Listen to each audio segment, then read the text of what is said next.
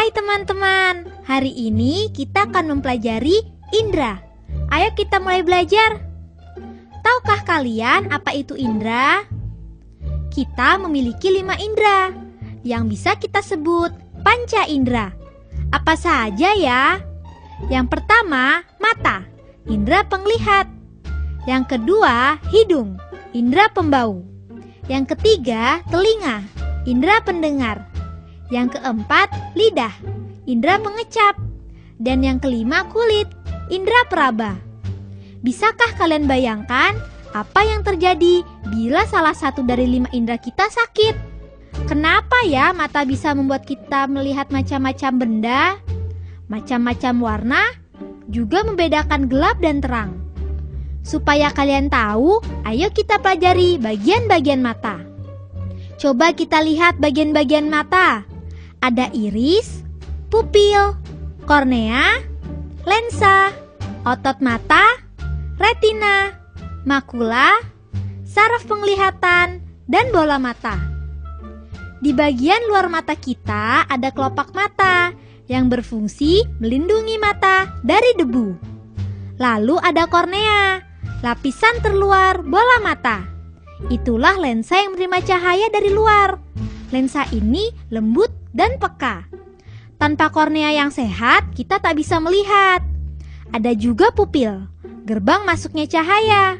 Kalau terlalu banyak cahaya yang diterima mata, pupil akan mengecil. Tapi kalau terlalu sedikit cahaya, seperti di tempat gelap, pupil akan membesar. Lalu ada iris yang menyerap cahaya, sehingga kita bisa melihat benda apapun di sekitar kita. Kemudian ada lapisan bening, gunanya untuk melindungi bagian dalam mata. Ada juga bagian di dalam mata yang bernama retina. Retina berfungsi menerima cahaya dan mengubahnya menjadi sinyal yang dipahami saraf optik. Saraf optik lalu meneruskannya menuju otak. Saraf optik perlu sinyal yang berbeda agar cahaya bisa dimengerti otak, sehingga otak pun bisa memberitahu apa yang kita lihat. Jadi, proses masuknya cahaya ke mata hingga diterima saraf pusat otak adalah cahaya diterjemahkan retina menjadi rangsangan agar bisa dimengerti saraf pusat otak. Karena begitu pentingnya mata, maka kita harus menjaga kesehatan mata kita. Bagaimana caranya ya? Untuk menjaga kesehatan bagian-bagian mata itu, maka kita harus memakan buah dan sayuran yang mengandung vitamin A alami, seperti buah-buahan yang memiliki warna kuning, jingga, atau oranye. Oh iya, kalau membaca buku harus di tempat terang ya, serta jarak antara mata dan buku sekitar 30 cm. Dan jangan terlalu lama menonton TV, serta bermain komputer, karena akan menyebabkan mata lelah. Pernahkah kalian mendengar suara telepon? Kenapa kalian dapat mendengar suara telepon? Itu karena kalian memiliki indera pendengaran, yaitu telinga. Tahukah kalian bagian-bagian dari telinga? Salah satu bagian telinga ialah daun telinga. Daun telinga merupakan bagian luar telinga. Selain daun telinga, saluran telinga juga termasuk bagian luar telinga. Tahukah kalian, bagian luar telinga itu berfungsi untuk menangkap suara loh. Nah, di bagian daun telinga ada lubang kecil. Bila kita telusuri lubang itu, kita akan menemukan bagian tengah telinga yang terdiri dari 3 tulang lunak, yaitu tulang martil, tulang landasan, dan tulang sanggurdi. Kalau bagian tengah telinga itu fungsinya untuk apa ya? Fungsinya meneruskan getaran suara dari telinga luar ke telinga dalam. Kalau telinga dalam terdiri dari tulang-tulang pendengaran dan saluran eustachius. Sedangkan bagian dalam telinga berfungsi menerima getaran bunyi dan bagian telinga tengah dan mengubahnya menjadi sinyal yang dipahami oleh otak. Apakah kalian tahu apa saja bagian dalam telinga? Bagian dalam telinga terdiri dari tingkap oval, saluran rumah siput, dan tingkap jorong. Sekarang, Tahukah kalian proses suara masuk ke telinga kita? Pertama, daun telinga menampung suara. Kemudian suara menggetarkan gendang telinga. Nah, setelah melewati gendang telinga, suara masuk ke telinga bagian tengah melalui tulang-tulang telinga. Kemudian ke dalam rumah siput dan melewati serabut saraf yang terhubung ke otak. Wah, keren ya! Dari proses tadi, tahukah kalian apa ya bagian terpenting dari indera pendengar kita? Semua bagian penting, tapi agar pendengaran kita tidak terganggu, makanya penting menjaga gendang telinga kita supaya tidak robek atau pecah. Bagaimana cara kita merawatnya? Bersihkan telinga secara teratur dan hati-hati. Jangan gunakan cotton bud atau pengorek telinga. Gunakan cairan pembersih khusus yang dapat dibeli di apotek. Jangan juga mendengarkan pemutar musik dengan headphone terlalu keras. Kekuatan gendang telinga kan hanya 80 desibel. Sebagai perbandingan, suara mesin pemotong rumput adalah 90 desibel. Makanya, petugas pemotong rumput di perkantoran harus memakai penutup telinga. Oh iya, suara ledakan petasan itu kekuatannya setara 140 desibel loh. Makanya jangan main petasan, bahaya ledakannya, juga bahaya bunyinya. Kalian pasti pernah mencium bau masakan atau wangi bunga. Tahukah kalian, untuk mencium bau, alat indera apa ya yang kita pakai? Untuk mencium bau, kita memakai hidung. Sekarang, ayo kita pelajari bagian-bagian hidung. Ini bagian luar hidung kita.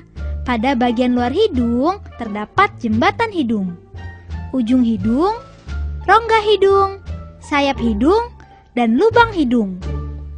Di bagian dalam hidung kita, bagian ini terdiri dari rongga hidung, yang di dalamnya terdapat ujung syaraf untuk menerima bau.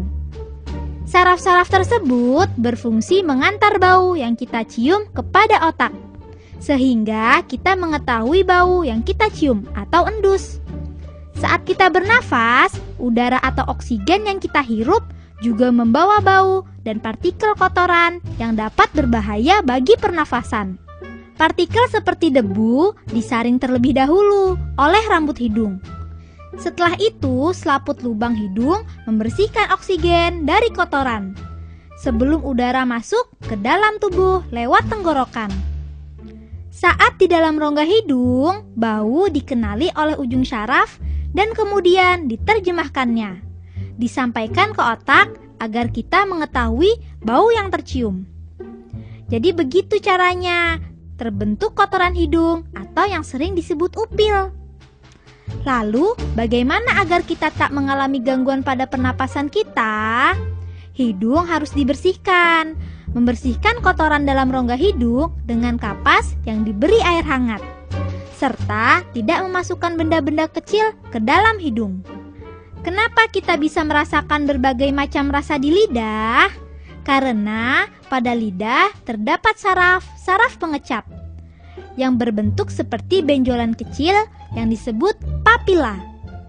Makanan dan minuman yang telah berupa larutan akan merangsang papila untuk mengirimkan sinyal pada pusat saraf pengecap di otak. Saraf pengecap pada lidah terletak pada pangkal lidah yang peka terhadap rasa pahit. Tepi belakang lidah peka terhadap rasa asin. Tepi depan lidah peka terhadap rasa asam. Ujung lidah peka terhadap rasa manis. Tahukah kamu kalau kepekaan indera pengecap setiap orang itu berbeda-beda loh. Ini biasanya disebabkan oleh kebiasaan. Misalnya, orang yang biasa makan makanan pedas, kepekaan lidahnya terhadap rasa pedas berbeda dengan orang yang jarang makan makanan pedas. Jadi, orang yang biasa makan makanan pedas ketika makan makanan pedas tak akan terasa pedas. Tapi, ketika orang yang tidak biasa makan pedas, ketika ia makan makanan pedas akan terasa pedasnya. Ini penting loh untuk mengatasi pahitnya minum obat. Bagaimana caranya? Kasih tahu dong. Bagian tengah dari lidah tidak dapat mengecap rasa. Oleh karena itu, letakkan pil obatmu di tengah-tengah lidah, sebelum meneguk air. Rasa pahitnya akan hilang. Bagaimana? Mudah bukan? Agar kita dapat merasakan berbagai macam rasa, kita harus menjaga kesehatan lidah kita dengan cara tidak membiasakan makan dan minuman selagi masih panas dan berkumur setelah makan. Nah, sekarang kita ke alat indera selanjutnya ya. Kini kita sampai pada indera yang menutup sebagian besar tubuh kita, yaitu kulit atau indera perasa. Kulit menjadi radar kita atas peristiwa di sekeliling kita. Seperti saat terik matahari, kita akan merasa panas. Kulit juga membuat kita bisa merasakan tekstur benda, hawa panas atau dingin, kering atau basah, dan lain-lain. Sekarang ayo kita pelajari bagian-bagian kulit kita. Bagian-bagian ini terdiri dari lapisan luar atau epidermis, lapisan dalam atau dermis, dan lapisan kulit paling dalam, hipodermis. Epidermis merupakan lapisan terluar dari kulit. Lapisan epidermis tersusun atas kulit ari dan lapisan malpighi. Pada epidermis terdapat saluran keringat, lubang kulit atau pori-pori, dan ujung rambut. Dan di bawah kulit terdapat syaraf rasa yang juga menerjemahkan rangsangan yang diterima kulit kepada otak. Selain sebagai indera peraba, kulit juga melindungi tubuh bagian dalam. Oleh karena itu, kita harus menjaga kesehatan kulit kita. Bagaimana caranya? Dengan cara mandi 2 kali setiap hari, pagi dan sore. Berganti pakaian bersih setiap hari, makan sayuran dan buah-buahan. Dari pelajaran kita kali ini dapat disimpulkan bahwa seluruh indera kita sangat berguna karena menerjemahkan keadaan sekeliling kita kepada otak, agar kita tahu apa yang sedang terjadi. Bagaimana teman? Menyenangkan bukan? Sampai jumpa lagi ya.